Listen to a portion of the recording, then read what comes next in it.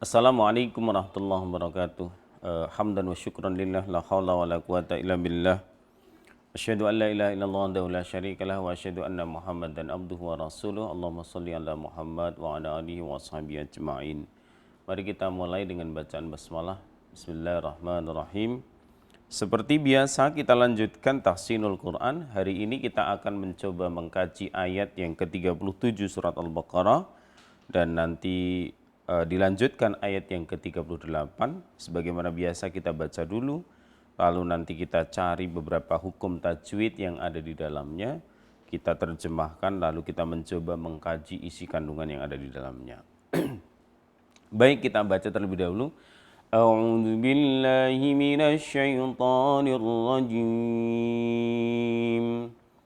Bismillahirrahmanirrahim. Fatalaqa Adamu min rabbih kalimatin fataba alaihi innahu huwat tawwabur rahim. Qulna ihbitu minha jami'an فَإِمَّا يَأْتِيَنَّكُمْ مِنِّي هُدًى فَمَنْ تَبِعَ هُدَايَ فَلَا خَوْفٌ عَلَيْهِمْ وَلَا هُمْ يَحْزَنُونَ. Kita ulangi sekali lagi. فَتَلَقَّى آدَمُ مِنْ رَبِّهِ كَلِمَاتٍ فَتَابَ عَلَيْهِ إِنَّهُ هُوَ التَّوَّابُ الرَّحِيمُ. قُلْنَا اهْبِطُوا مِنْهَا جَمِيعًا فَإِمَّا يَأْتِيَنَّكُمْ مِنِّي هُدًى فَمَنْ تَبِعَ هُدَايَ فَلَا خَوْفٌ عَلَيْهِمْ وَلَا هُمْ يَحْزَنُونَ. Shadaqallahul azim. Baik jemaah sekalian, ada tanda baca berdiri, ya. Misalnya fatalaqqa, kemudian a, kemudian hi di dalam ayat itu yang semuanya menunjukkan panjang 2 harokat. Jadi tidak boleh lebih kecuali dia ada tanda lain yang menyebabkan panjangnya lebih dari 2 harokat. Jadi ada banyak contoh di situ. Fatalaqqa, a, kemudian kalima, ya, kemudian ada juga rabbihi di kalimat sebelumnya dan juga contoh-contoh yang lain. Mir rabbihi, nun mati ketemu dengan ra, lam ra, idgham bila gunnah, mir rabbihi, maka dia tanpa adanya dengung atau gunnahnya. Kalimatin itu adalah bacaan ikhfa, tanwin bertemu dengan fa. Ada 15 huruf hijaiyah, salah satunya adalah fa. Maka dibaca dalam bahasa Jawa ini berengengeng, ya, atau dengung tadi. Kalimatin fataba alaihi. Alaihi adalah madlin atau madlayin, maka pada saat dia berhenti di ujung kalimat semacam itu, dia bisa menjadi panjang sampai 6 harokat. Fataba alaihi, boleh. Atau dibaca fataba alaihi, boleh. Jadi dia prinsipnya fleksibel kalau dia berada di ujung kalimat. Kemudian inna, gunnahu itu adalah mad silah qasirah, 2 harokat juga. Huwat tawwabur rahim, ada at-tawwa, ada ar-rahim. Dua-duanya merupakan al-syamsiyah karena bertasdid. Him di sana maksudnya adalah mad arid li sukun. Mad tabi'i yang ada di ujung kalimat, kemudian dia berhenti, maka dia mad arid li sukun. Lalu qulna ihbitu minha jami'a. Ada kata minha. Minha itu adalah izhar. Jami itu adalah mad tabi'i. Fa imma gunnah ya'tiyanna, gunnah lagi ditahan 2, bahkan bisa lebih dari 2 kalau kita memperhatikan bacaan para imam di Masjidil Haram ya, misalnya Syekh Abdurrahman Sudais atau Syekh Bandar Balila, kalau dia ketemu bacaan-bacaan gunnah, maka dia menahannya bisa lebih dari 2. Jadi fa imma, itu emnya itu lebih dari 2, ya tian itu juga bisa lebih dari 2. Kum, mim mati ketemu mim, dia idgham mimmi, ditahan juga minni, itu gunnah lagi, dia juga ditahan bisa lebih dari 2, minimal 2, bahkan bisa lebih dari 2. Faman tabi'a, ikhfa lagi, hudaya fala khaufun. Fun di sana adalah idhar, tanwin ketemu dengan ain, alai seperti tadi, mat layin ya him, mim mati ketemu waw, berarti dia adalah idhar safawi, maka tidak boleh ditahan. Alaihim, tidak boleh kita membacanya alaihim, tidak boleh, tapi alaihim walahum sama. Yahzanun, yahzanun, jangan sampai cara membacanya menjadi yahzanun, berarti dia mematikan ha, atau yahzanun berarti dia kha, jadi yah itu bersih, yahzanun, cara membacanya bersih. Tidak boleh juga dibaca ya'zanun, tidak boleh dibaca ya'zanun. Jadi yah, ha tidak ada kotoran sama sekali dalam pengucapan. Baik jamaah sekalian, fatalaqqa Adamu mir rabbih.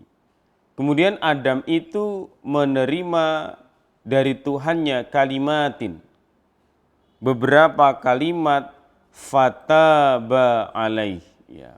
Lalu dia pun menerima taubatnya si Adam. Jadi ini kelanjutan karena kemarin Adam terprovokasi oleh kalimat-kalimat iblis yang dia bahkan bersumpah atas nama Tuhan, sehingga Adam mengikuti dan Adam heran, masih tidak percaya. Oh, ada tuh ternyata orang yang menggunakan nama Tuhan untuk kepentingan berbohong.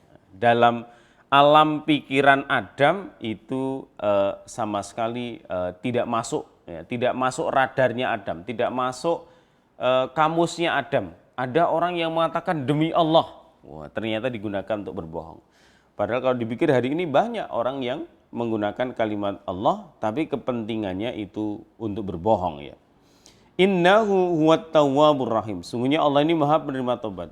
Jamaah insya Allah dimuliakan Allah. Inilah yang membedakan kita dengan Tuhan, kita dengan Allah.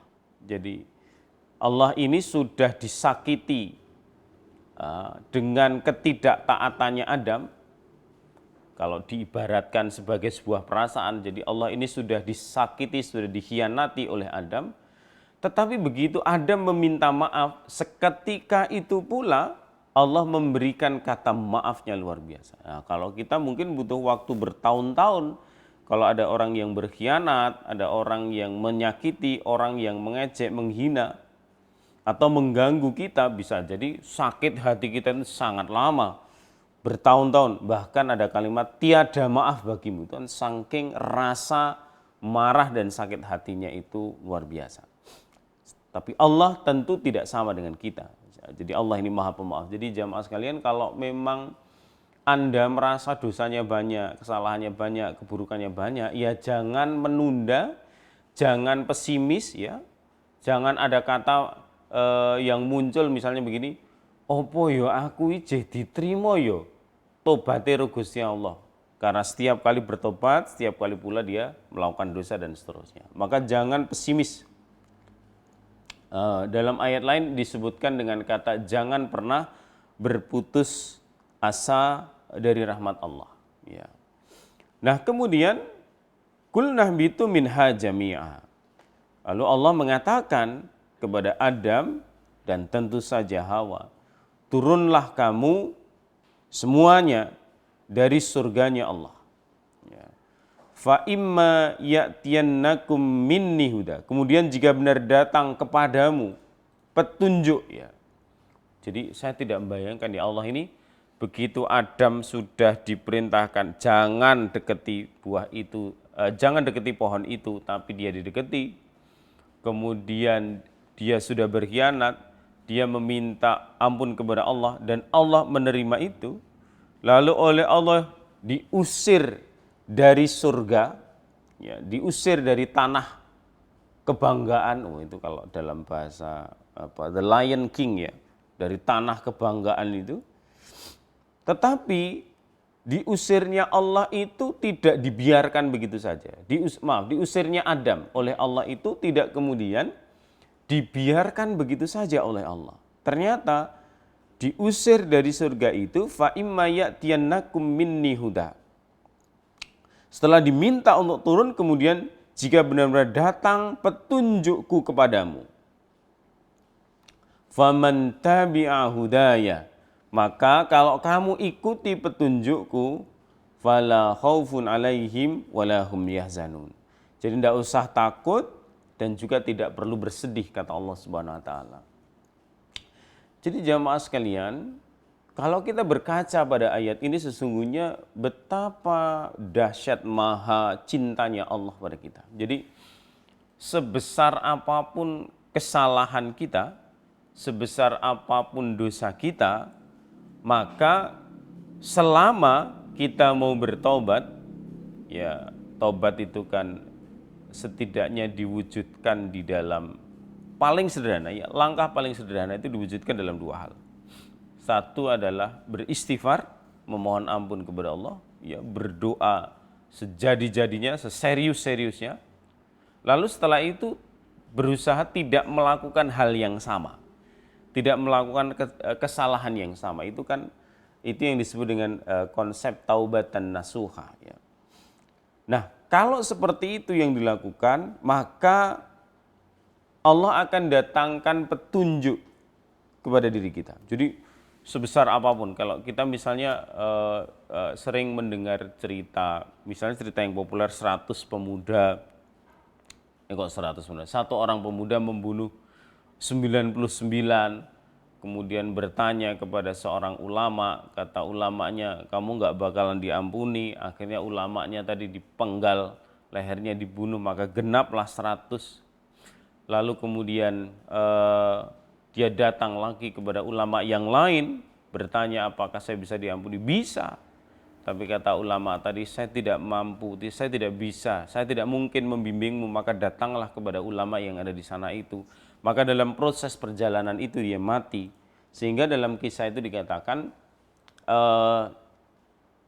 pemuda ini kemudian masuk surga karena tempat pertobatannya jauh lebih dekat daripada start dia menuju pertobatan itu. Jadi kalau melihat cerita-cerita semacam ini, sesungguhnya rahmat Allah, maha pemaafnya Allah, maha ghafurnya Allah itu jauh lebih luas daripada kehendak Allah untuk melaknat orang-orang yang tidak taat kepadanya. Artinya begini jamaah sekalian, berarti peluang untuk menjadi baik, peluang untuk menjadi mulia di sisi Allah itu jauh lebih terbuka luas dibanding kita menjadi manusia yang bertahan dengan segala bentuk keburukannya. Kita bisa lihat misalnya begini, kisah para sahabat Nabi, betapa sahabat Nabi itu dulunya adalah orang-orang yang jahil, orang-orang yang jahatnya tidak biasa. Sekelas Umar bin Khattab misalnya, kejahatan di masa lampaunya apa coba? Mengubur hidup-hidup anak perempuan. Anda bisa bayangkan. Itu kalau di era sekarang mungkin disebut dengan extraordinary crime. Jadi itu sudah kejahatan yang tingkatnya luar biasa, sudah bukan biasa lagi. Tidak sekedar membunuh orang, tetapi dia mengubur hidup-hidup anak perempuannya. Karena rasa malu ya, karena dalam kultur Arab pada waktu itu seorang petinggi Arab Quraisy kok dia punya anak perempuan itu dianggap sebagai aib. Anda bisa bayangkan. Tetapi begitu Islam datang, kemudian Umar menerima Islam dan dia bertobat kepada Allah, apa yang dikatakan Rasulullah? Di antara 10 sahabat Nabi yang dijamin masuk surga, itu salah satunya adalah Umar. Padahal tingkat kejahatannya itu tidak sederhana. Bahkan kadang-kadang kalau kita baca kisah gitu ya, kadang-kadang Umar ini ketika dia sudah jadi khalifah itu sering nangis ketika ditanya Abu Hurairah, kenapa kamu nangis? Lalu dia menjawab, baik Abu Hurairah, satu, aku itu teringat biyen anakku tak kubur hidup-hidup, rasanya dosaku belum diampuni sama Allah. Rasanya dosa itu masih mengikutiku sampai hari ini. Kemudian yang kedua, Umar mengatakan, aku merasa tidak optimis jika bersanding dengan Nabi, jika ditanya oleh Rasulullah, jika ditanya oleh Allah, apa yang sudah kamu banggakan, amal apa yang menjadikanmu itu optimis masuk ke dalam surga yang aku janjikan. Jadi saya tidak membayangkan ya, sekelas Umar dijamin masuk surganya oleh Nabi, salah satu khalifah terhebat sepanjang sejarah, Khulafaur Rasyidin ya. Kemudian orang yang sangat cerdas, bahkan dia diberi gelar syaja'ah. Kalau Nabi itu kan diberi gelar Al-Amin, orang yang amat sangat bisa dipercaya. Tetapi Umar bin Khattab ini diberi gelar syaja'ah, seorang yang sangat pemberani, pejuang Islam yang tangguh. Itu saja masih sering nangis di malam harinya karena dia masih ingin bermohon kepada Allah, ya Allah, semoga engkau menerima apa yang sudah aku lakukan. Pertanyaannya bagaimana dengan kita? Kita ini surganya belum jelas, amalnya belum jelas, ibadahnya enggak jelas, puasanya juga enggak jelas, sedekahnya enggak jelas, ya kan? Hutangnya aja yang jelas kita ini. Nah yang lain enggak ada yang jelas, tapi kadang-kadang kita merasa optimis, merasa kepedean bahwa Allah akan menerima kita. Tetapi tentu saja di tengah situasi yang semacam itu kita tidak boleh berputus asa. Mengingat ayat-ayat ini menunjukkan kepada kita bahwa betapa Allah Subhanahu wa taala itu Maha Pemaafnya luar biasa. Maha Pengampunnya luar biasa. Jadi jangan lupa untuk istighfar ya, memohon ampun kepada Allah setiap ba'da sholat. Bahkan Nabi mengatakan begini kan, kalau di malam hari kamu bangun dan kamu tidak mampu melaksanakan qiyamul lail, mungkin karena badannya capek atau ada hal-hal lain yang menyebabkan kita tidak bisa bangun untuk sholat lail, maka minimal ucapkan istighfar. Jadi nek ngelilir kayak minimal berucap astagfirullah, astagfirullah dan seterusnya. Jadi itu standar minimal. Jadi yang diingat itu adalah istighfar. Maka jamaah sekalian, sebenarnya kita ini akan mengingat kalimat-kalimat thayyibah atau tidak itu ya tergantung kebiasaan yang diucapkan, kebiasaan yang diangan-angankan, yang dipikirkan, apa yang ada dalam aspek batiniahnya itu sebenarnya yang akan keluar. Kalau yang diucapkan dia kalimat-kalimat kotor ya mesti juga yang kotor. Nek sing dipikir ki panganan wae, maka nek ngelilir bengi-bengi sing dipikir kok ngelih mangan opo. Kalau yang dipikir adalah kalimat-kalimat Allah, pentingnya bertaubat, ingin dia terus beristighfar kepada Allah atau bertasbih kepada Allah, maka biasanya yang dipikirkan oleh orang itu adalah kalimat-kalimat itu pula.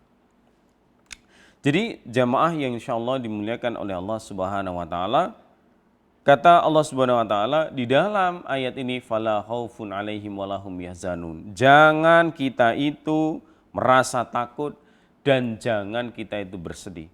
Ini konteksnya manakala orang-orang itu mengikuti petunjuk yang sudah Allah berikan kepadanya. Apa yang sudah Allah berikan kepada kita? Iya banyak. Petunjuk yang berupa teks, norma, yang sifatnya kebenarannya absolut ada di dalam Al-Quran. Petunjuk yang merupakan hal-hal yang sifatnya praktis, sudah diajarkan oleh Rasulullah di dalam sunnah-sunnahnya. Dari bangun tidur sampai tidur lagi, ada semuanya sunnah-sunnah Nabi itu diajarkan kepada kita. Kita tinggal mengikuti saja. Atau petunjuk-petunjuk lain yang mengingatkan kita akan sakit, yang mengingatkan kita akan kematian, yang mengingatkan kita bahwa kita sesungguhnya jauh lebih beruntung daripada orang lain. Ada orang meninggal, itu petunjuk bagi kita suatu saat kita akan meninggal. Ada orang sakit, sungguhnya itu petunjuk bagi kita, suatu saat kita juga bisa sakit. Ada orang-orang yang ngemis ya, meminta-minta, ada anak-anak yang ada di panti, ada orang-orang yang seluruh waktu hidupnya untuk bekerja tetapi kehidupannya tetap saja tidak beruntung secara ekonomi. Itu menunjukkan, itu sebuah petunjuk bagi kita bahwa kita harus bersyukur karena mungkin kehidupan kita jauh lebih baik dari mereka. Maka orang yang mengikuti petunjuknya Allah, faman tabi'a huda tadi, yang mengikuti petunjuknya Allah, orang itu mestinya tidak pernah merasa takut. Sesungguhnya orang itu mestinya selalu optimis dan jangan bersedih hati. Orang bersedih itu boleh-boleh saja. Bukan tidak boleh, boleh, tetapi harus proporsional. Bahkan Rasulullah kan mengajarkan kalau berkabung kalau bisa jangan lebih dari 3 hari. Kalau berkabung jangan lama-lama. Kalau berkabung ada batasnya. Bersedih itu boleh. Tetapi sesungguhnya orang kalau dia sudah bersandar kepada Allah Subhanahu wa taala, apa yang perlu disedihkan? Kematian sesungguhnya bagi orang yang beriman adalah jembatan menuju keindahan dan keridhaan. Jadi dia lebih bahagia. Maka orang-orang yang ditinggalkan, kalau memang yang meninggal, orang yang mendahului itu adalah orang-orang yang ahli ibadah, orang-orang yang seluruh hidupnya bermanfaat untuk perjuangan agama, dan seterusnya, ikhlaskan, relakan. Karena sesungguhnya mereka menuju tempat yang jauh lebih indah daripada apa yang kita huni hari ini. Jadi tidak perlu berkhawatir, tidak perlu merasa takut. Orang-orang yang mengikuti petunjuk Allah itu tidak perlu merasa takut besok makan apa, besok dapat rizki dari mana, besok menyekolahkan anak-anaknya bagaimana, besok menafkahi anak dan istrinya dengan cara apa. Tidak perlu khawatir. Orang yang mengikuti petunjuk Allah Subhanahu wa taala, maka sesungguhnya segala bentuk kehidupannya sudah diselesaikan oleh Allah Subhanahu wa taala, sudah dicukupkan oleh Allah Subhanahu wa taala. Tapi ikuti petunjuk, pegang erat petunjuk itu, jalankan apa yang diinginkan Allah Subhanahu wa taala. Jangan kemudian berlaku sebaliknya. Kalau berlaku sebaliknya, maka dia tidak akan beruntung, dia akan tersesat, dia akan terhinakan, dia tidak akan mendapatkan apa-apa kecuali hanya capeknya, lelahnya, ya, gelisahnya. Tetapi kalau dekat sama Allah, menurut ayat ini, Masya Allah, orang akan dibahagiakan, tentu dengan cara-cara yang bisa difahami. Maka kalimat terakhirnya, jamaah sekalian, insya Allah dimuliakan oleh Allah, jangan pernah berhenti bermohon ampun kepada Allah, meskipun kesalahan kita ini mungkin seluas angkasa, mungkin sedalam samudra, mungkin sebanyak pohon-pohon yang ditanam yang ada di atas muka bumi ini. Tetapi maha ghafurnya Allah itu telah ditunjukkan dalam banyak hal. Salah satunya di dalam ayat ini. Sehingga luangkan setiap ba'da sholat, setiap waktu-waktu yang kosong beristighfar, berzikir, bertasbih kepada Allah Subhanahu wa taala. Mudah-mudahan dengan cara itu kita termasuk orang-orang yang seandainya suatu saat melakukan kesalahan, kita diampuni oleh Allah sebagaimana kisah Adam alaihissalam yang diceritakan Allah Subhanahu wa taala di dalam ayat ini.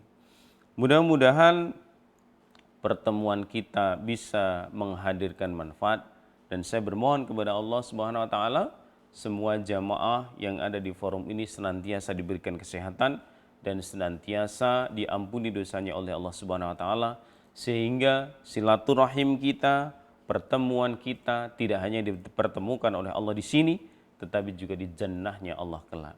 Alhamdulillahirabbil alamin. Assalamualaikum warahmatullahi wabarakatuh.